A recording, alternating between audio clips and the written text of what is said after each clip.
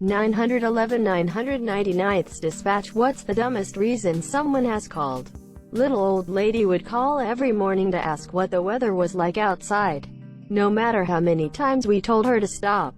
A grown man wanted to press charges against someone who flipped him off while driving in GT every morning to ask what the weather was like outside. Was she in an interior apartment? I think just old and lonely.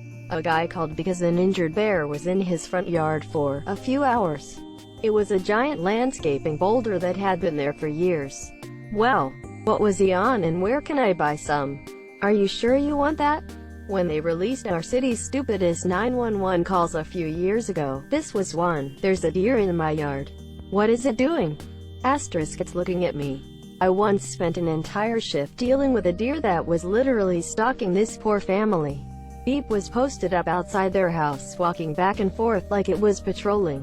Every time they went outside, the deer would run up and try to bite them and throw hooves at them. The school bus dropped their kid off and the deer went after the kid like a heat-seeking missile, knocking him down and nipping at him as he ran all the way to the house.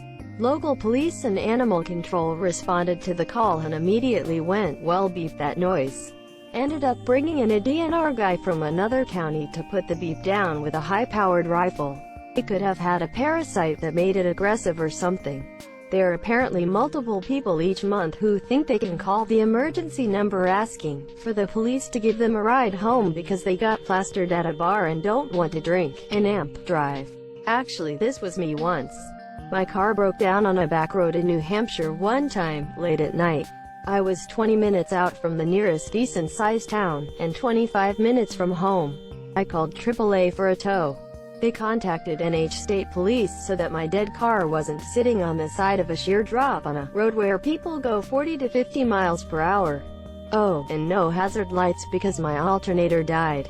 A nice state trooper showed up, shot the beep with me and my husband while we waited for a tow. Once the truck showed up, I asked him for a taxi company number. This was pre-Uber, so the chances of me getting that taxi at 10 p.m. in rural NH was slim. He kinda looked at us like, I probably shouldn't, but... So we got to ride home in a state trooper cruiser. It was fun. Those things can really go fast and stay in control on windy, steep NH roads. Okay, have to know, did you sit in the front or the back? I was doing IT work at a dispatch center when a 911 call came in from a woman who said that she came home and heard a burglar upstairs. This was in a small town that doesn't get much crime. The town sent 5 of their own cops plus they requested mutual aid from 2 neighboring towns. A total of about 10 officers cordoned off the area and set up a perimeter. Cops went into the house looking for the burglar. They found that the noise was caused by a Roomba that got trapped in a closet.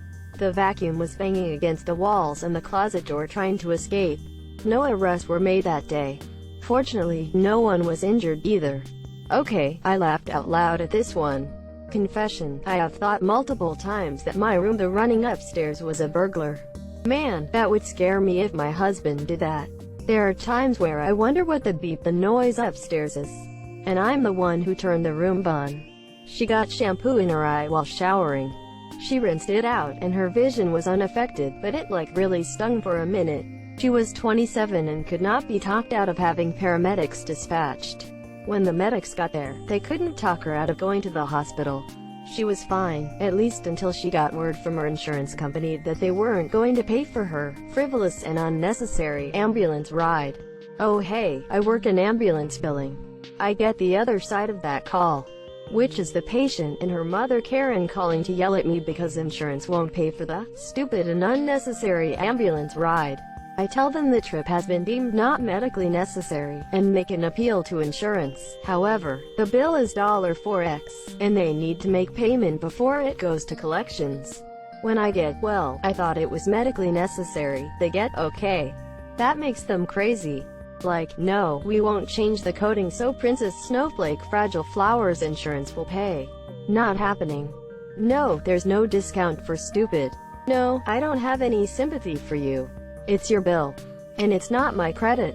And when they start cussing me out, I politely tell them, you absolutely will not speak to me like that.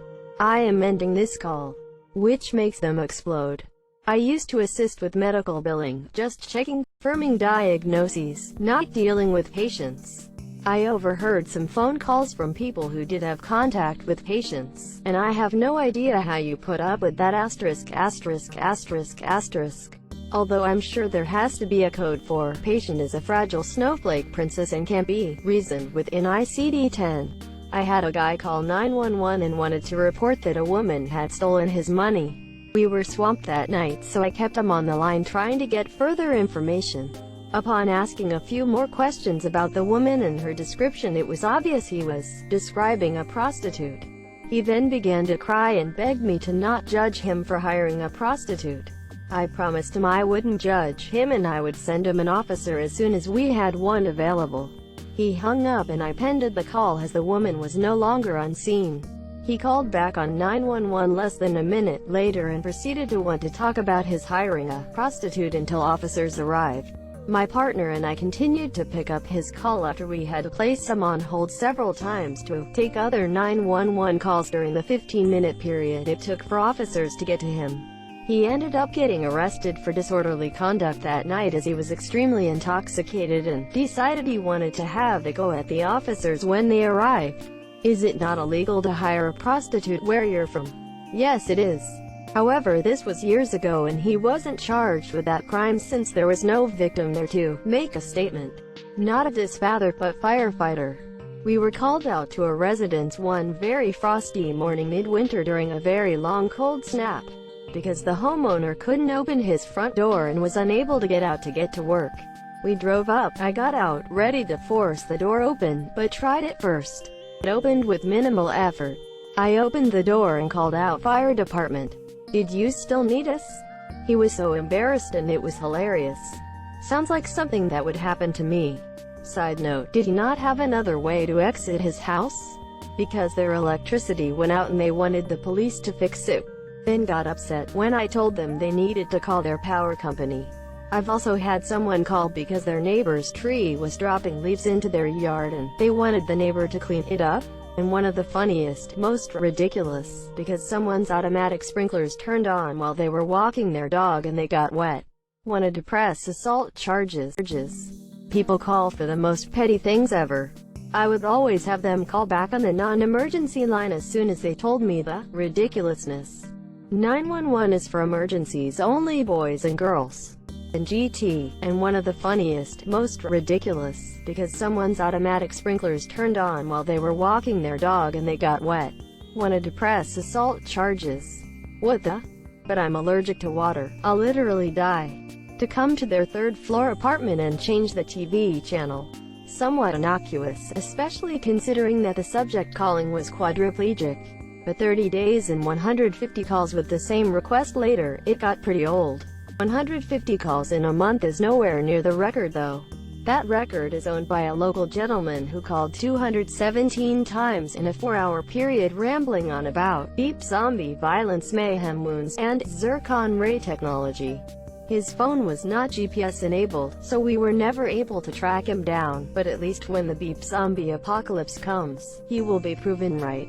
And GT, but at least when the beep zombie apocalypse comes, he will be proven right.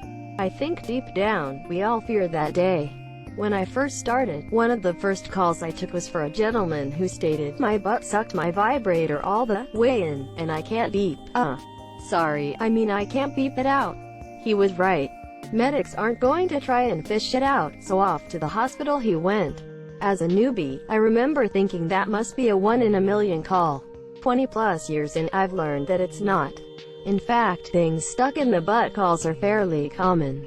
Hey, at least he was honest about the situation. No, he fell on it looking under the bed. I will never forget that brief period in early 2018 when KFC ran out of chicken and police in the UK received so many calls about it that they had to put out a notice asking people to stop. What exactly did they think the police could do about KFC's lack of chicken? Clearly, they should have gotten more chicken. My aunt worked on these in the 80s. She said a woman once called saying her gravy had gone cold. This is my favorite. Was she asking for help? Did she want a replacement gravy? Just needed to let someone know? I had a woman call and tell me a UFO had landed in her driveway. I was a little taken aback, so I asked her to describe it while I dispatched officers using her